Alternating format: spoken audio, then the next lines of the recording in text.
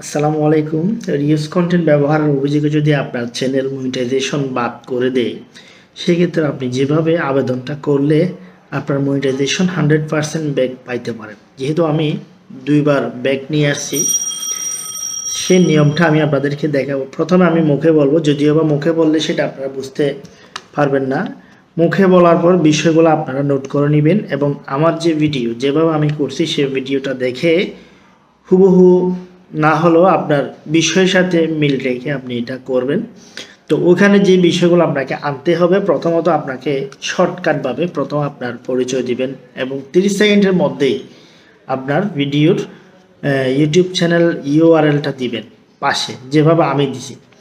তো এরপরে যে গুরুত্বপূর্ণ বিষয়গুলো সেটা হচ্ছে সাবটাইটেল ব্যবহার করতে হবে আপনাকে। প্রত্যেকটা জিনিস আপনি যখন মুখে বলবেন সেই বিষয়গুলো আপনাকে ইংলিশে সাবটাইটেল করতে হবে। যদি আপনি বাংলায় বলে থাকেন বা ইংলিশে বলে থাকেন, তারপরে আপনি সাবটাইটেলটা দিবেন। সাবটাইটেল দিলে এদের বুঝতে সুবিধা হয়। অনেক সময় আপনার মুখের ভাষা ওনারা বুঝতে না পারলেও সাবটাইটেল দেখে ওনারা বুঝতে পারবেন যে আপনি কি বলতে চাইছেন। তো এরপরে হচ্ছে আপনার ইউটিউব নিয়ে স্বপ্ন।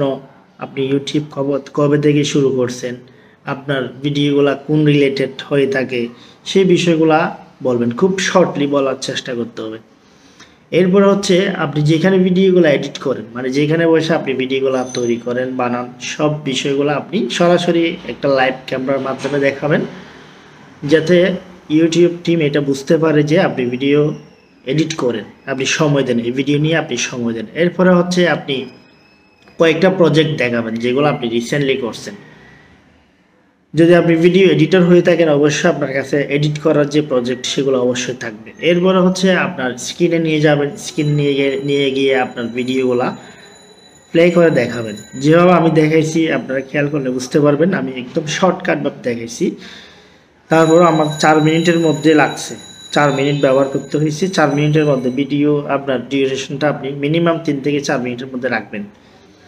তো আমার ভিডিওটা একটু ভালো করে খেয়াল করবেন, আমি ওখানে সাবটাইটেল সহকারে যেভাবে আমার বিষয়গুলো আমি নিয়ে আসছি, আপনার বিষয়গুলো সেভাবে আপনি নিয়ে আসবেন। তো হুবহু আমারটা আপনাকে করতে হবে এমন না, আপনার যে টপিকস নিয়ে করেন সেই টপিকসটা আপনি নিয়ে আসবেন। আমারটা আমার মতো করে করছি। আমি বিশেষ করে সাবটাইটেলগুলা একদম অ্যাকুরেটলি ব্যবহার করার জন্য গুগল ট্রান্সলেট ব্যবহার করছি। সেখান থেকে আমি বাংলাটা দিয়ে ইংলিশটা সংগ্রহ করে করে এভাবে দিছি, যেগুলো সহজ বিষয় সেগুলো নিচ থেকে দিছি। তো এইগুলো আপনি আপনার মতো করে করবেন। তো এখন আমি স্ক্রিনে যাচ্ছি, আমার ভিডিও যেটা আমি করছি সেটা আমি হুবহু দেখাচ্ছি। হ্যালো ইউটিউব টিম, আমি মোহাম্মদ নাসিরউদ্দিন। আমি বাংলাদেশের ছোট্ট একটা শহর থেকে এনএসআর টেক বাংলা নামক ইউটিউব চ্যানেলটি ব্যবহার করতেছি। আমি 2018 সাল থেকে ইউটিউবের সাথে যুক্ত আছি। আমি দিনের পর দিন সময় দিয়ে 2021 সালে আমার ইউটিউব চ্যানেলটি মনিটাইজেশন করেছি। আমি একজন কম্পিউটার ট্রেনার। আমি স্টুডেন্টদেরকে কম্পিউটার প্রশিক্ষণ দিই এবং সেই প্রশিক্ষণের ভিডিওগুলা স্ক্রিন রেকর্ড করে এডিটিং এর মাধ্যমে পরিপূর্ণ করে ইউটিউবে আপলোড করি। আমার চ্যানেলের সব ভিডিওগুলো আমার নিজের ভয়েস দিয়ে তৈরি করা। আমি কখনো আমার চ্যানেলে অন্য কারো ভিডিও আপলোড করিনি। আমি অনেক আশা নিয়ে ইউটিউব প্ল্যাটফর্মে এসেছি। আমার ইউটিউবের প্রথম উপার্জন পাওয়ার জন্য $100 মাইল ব্লকের খুব কাছাকাছি আমি এসেছি, কিন্তু গত 18 নভেম্বর আমার চ্যানেলটি রিউজ কন্টেন্ট অভিযোগে ইউটিউব পার্টনার প্রোগ্রাম থেকে বাদ দেওয়া হয়। কিন্তু আমার দুঃখের বিষয়, আমার চ্যানেলে এখনো পর্যন্ত কোনো রিউজ কন্টেন্ট ব্যবহার করিনি। তো সেই বিষয়টা বোঝানোর জন্য আমি আমার ভিডিও স্টুডিও রুম, আমার ভিডিও পিসি, আমার সব কাজগুলা আমি আপনাদের সামনে প্রেজেন্টেশন করতে চাই। এটা হচ্ছে আমার ইউটিউব স্টুডিও রুম। এখানে বসে আমি আমার ভিডিওগুলা তৈরি করি।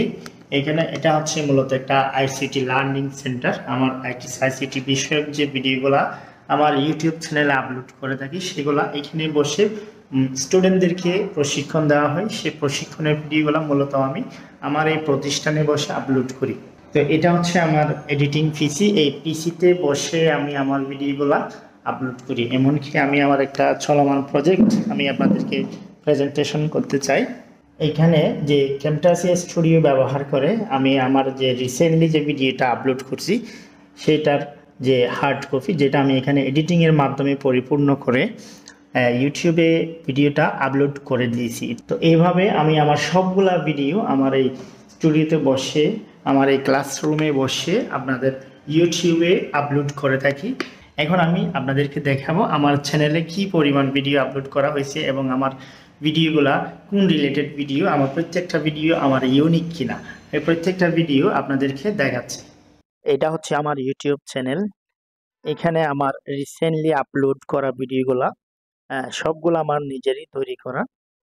এছাড়া আমার সবগুলা ভিডিও আমরা ক্যাটাগরি ওয়াইজ এখানে আমি প্লে লিস্ট করে রাখছি। এরপর হচ্ছে আমার শর্ট ভিডিও, এখানে যতগুলো ভিডিও দেখা যাচ্ছে সবগুলো আমার নিজেরই তৈরি করা। এই যে আমি যদি কখনো কোনো ভ্রমণে যাই, সেটার কোনো একটা শিক্ষণীয় বিষয় যদি পাই, সেটাও আমি এখানে কিছু আপলোড করছি। এখানে অন্য কারো কোনো কন্টেন্ট আমার চ্যানেলে আমি এখনো পর্যন্ত দেখতেছি না। এটা হচ্ছে আমার ভিডিও ট্যাব। রিসেন্টলি যে ভিডিওগুলো আমি আপলোড করেছি সেগুলো এখানে দেখা যাচ্ছে। কিভাবে একটা এমএস ওয়ার্ডের ফাইলে সিগনেচার অ্যাড করতে হয়, যে টেকনোলজি বিষয়ক অনেকগুলো ভিডিও যেগুলো আমি রিসেন্টলি আপলোড করছি। সবগুলা ভিডিওতে আমার নিজের ভয়েস দেওয়া। আমার চ্যানেলে এখনো পর্যন্ত অন্য কারো ভিডিও কন্টেন্ট আমি আপলোড করিনি। আমার চ্যানেলের একটা ভিডিওকে আমি প্লে করে দেখাচ্ছি এখানে কতটুকু ইনফরমেটিভ। এটা হচ্ছে একটা মাইক্রোসফট ওয়ার্ড ফাইলে কিভাবে সিগনেচার অ্যাড করতে হয়। খুবই ইনফরমেটিভ ভিডিওগুলো আমি এভাবে তৈরি করি। প্রত্যেকটা ভিডিওতে আমার নিজেরই ভয়েস দেওয়া থাকে যাতে সকলের বুঝতে সুবিধা হয়।